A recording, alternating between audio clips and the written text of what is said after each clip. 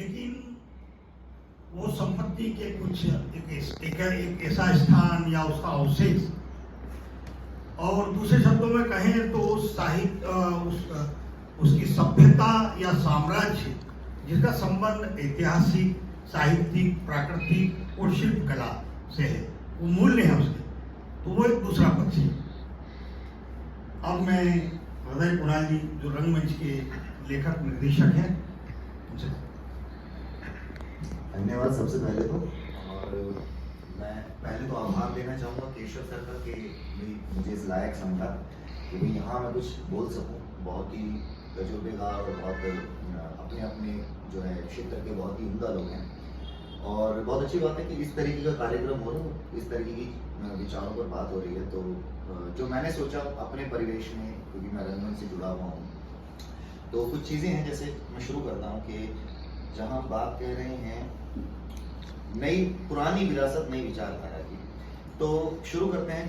अभी से लगभग 1600 साल बरस पहले राजा भर्तरी का एक श्लोक है, याम चिंतयामि सततम मयि सा विरक्ता साप्यन्ति मिच्छति जनम स जनो न सक्तः अस्मत् कृते च परिशष्यति काचिदन्या विद्तां च तच मदनम च इमां च मां च।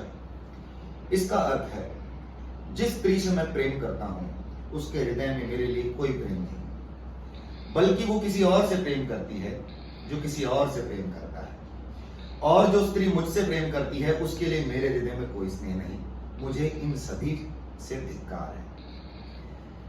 तो इसको बताने का तात्पर्य ये था कि देखा जाए तो संस्कृत की एक रचना है, बड़ी क्लिष्ट, कठोर सुनने में लगती है, लेकिन इसके पीछे जो विचार है, भाव है, एक सामान्य बात है। हम किसी लड़के की निजी जिंदगी की बात हो रही है कि वो किसी को प्यार करता है और कोई उसको प्यार करता है, बात नहीं बन पा रही है। तो जो समय है उसमें हम देखेंगे भाषा का बड़ा खेल है कि संस्कृत जिस समय में थी उस समय में भी बातचीत इसी तरीके की हो रही है और भी परिवेश में बातें हो रही हैं, लेकिन जैसे जैसे हम आगे बढ़ते हैं तो एक जो है उसका एक धीरे धीरे रूप बदलता रहता है। इसी तरीके से आप 300 साल पहले चले जाइए, मीर तक मीर के शेर आ जाते हैं, जहाँ पे इस तरीके की बातें हो जाती हैं। मेरे ख्याल से अकबर इलाहाबादी के, किसी मुझे किसी याद नहीं, कि तुम मेरे पास होती हो गोया जब दूसरा कोई नहीं होता। प्यार की बात हो रही है और स्ट्रक्चरली उतना ही अच्छा है जितना राजा भर्तरी का पहले वाला श्लोक है। जब स्ट्रक्चर की जब से बात कर रहे हैं तो छंद शास्त्र की बात आ जाती है, छंदों की बात, व्याकरण की बात आ जाती है। तो जो विचार या नई या पुरानी की जब हम बात समझते हैं तो भाई मुझे ऐसा लगता है, मेरा मानना है कि एक प्राथमिकता देनी चाहिए जो उसका व्याकरण है। जैसे संगीत का एक व्याकरण है, वो कभी पुराना नहीं होगा, वो आज से 500 साल पहले या 2000 साल पहले भी वैसे ही था। उन्हीं 12 सुरों में आज भी गाने बनते हैं। तो चाहे विचारधारा नई हो या पुरानी हो, उस व्याकरण के इर्द गिर्द जो भी विचार बन रहा है उसकी स्वाभाविक स्वीकृति होगी, क्योंकि वो प्रकृति से निकला है। तो अब समझने की बात यह है कि आजकल जो विवाद कई बार होता है कि नया अच्छा है या पुराना अच्छा है, इससे हटा के इस चीज को समझा जाए कि व्याकरण जो है उसको प्राथमिकता दी जाए। और यही जो पहल है कि व्याकरण को प्राथमिकता देने वाली जो पहल है, यही शिक्षा है। क्योंकि अभी हम देखें पिछले 100 साल में जो जोर रहा है वो शिक्षा पे जो जोर रहा है कि भाई जॉब के लिए तैयारी हो रही है। आप देखें तो इंजीनियर या डॉक्टर, इन सब चीजों के लिए ज्यादा फोकस किया जाता है, माँ बाप भी ज्यादा जोर देते हैं। मुझे नहीं लगता कि बहुत ज्यादा माँ बाप जो पिछले 50 साल में कहेंगे मैं अपने बच्चे को व्याकरण में प्रोफेसर बनाना चाहता हूँ या लिटरेचर पढ़ाना चाहता हूँ, क्योंकि उसकी जॉब नहीं।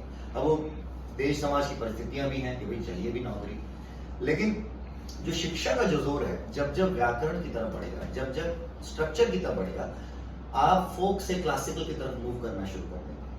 तो आज के टाइम में हम जो रैप सुनते हैं, हमें लगता है कि नया है, वो फोक ही है, क्योंकि उसका क्लासिकल स्ट्रक्चर नहीं है, वो भावना है जो अच्छी लग रही है। Rap and folk is the same thing. ये मेरा एक एनालॉजी है जो मैं आपके सामने प्रस्तुत कर रहा हूँ।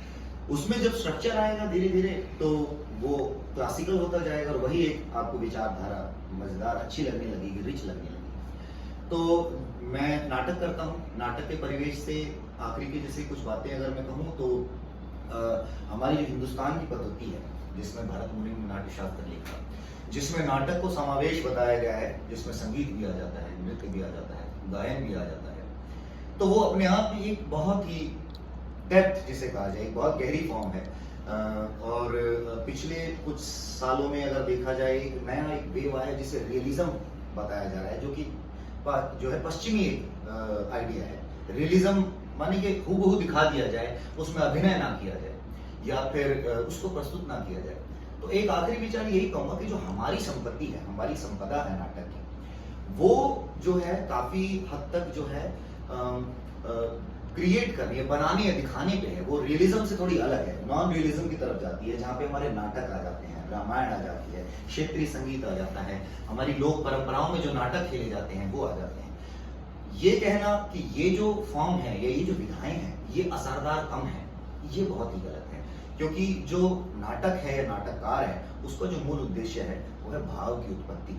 अब मैं वो भाव चाहे रियलिज्म से क्रिएट करूं, यानी मैं बिल्कुल ऐसे आपको अभिनय कर दूं कि भाई ये तो ऐसा लग रहा है कि जीवन ही चल रहा है, या फिर मैं बाजीगरी करूं जिसमें मैं ऐसे हाथ उठा रहा हूं या बैठ रहा हूं, या आपको अगर मैंने आपके अंदर मैंने रस अगर उत्पन्न कर दिया तो मेरा उद्देश्य सफल हुआ। और उस रस का जो आधार है वो आधार व्याकरण है, उसका कोई फॉर्मेट आधार नहीं है कि रियलिज्म ही रस उत्पन्न कर सकता है या नॉन रियलिज्म कर सकता है। तो ये मेरा आखिरी विचार है जो मैं कहना चाहूंगा कि अब जो नाटक एक कर रहा हूं मैं आजकल पूरा कविता के फॉर्मेट में, और कोशिश की गई है कि भरत मुनि का जो नाट्य शास्त्र है उसके जो तत्व हैं उनका उसमें समावेश हो, तो उस फॉर्म को रिवाइव करने की एक प्रयास है। तो देखते हैं कैसा रहता है, कहाँ तक जाता है। वार 17 वार मेरा नाटक है, 2 जून को सर आ रहे हैं, तो उसमें थोड़ा क्लासिकल फॉर्म को दोबारा से रिवाइव करने का एक प्रयास किया गया है। जो पुरानी हमारी विरासत है उसको दोबारा किस तरीके से हम लाया जाए, फ्रेश उसको एक पर्सपेक्टिव दिया जाए। मेरे घर में मैं कुछ भी सोच के बोल रहा हूँ, कच्चे पक्के नोट्स थे, बहुत ज्यादा समय नहीं मिला प्रिपेयर करने का। अच्छा बढ़िया।